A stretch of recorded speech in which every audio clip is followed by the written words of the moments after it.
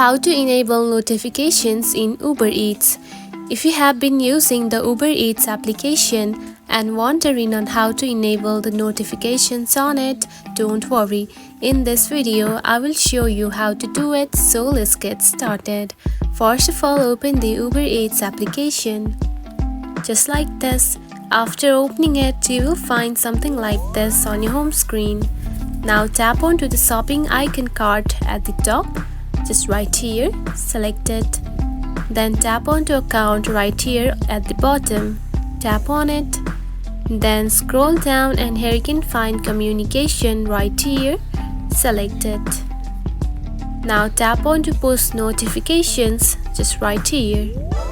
Just like this. Now you can see the categories of the notifications right here. Now it is disabled. Now to enable it, simply tap onto this button right here. Just like this. Now do the same for other notifications just like this. And after that, go back and tap onto save changes. Just like this.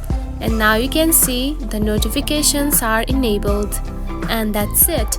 This is how you can enable notifications in Uber Eats.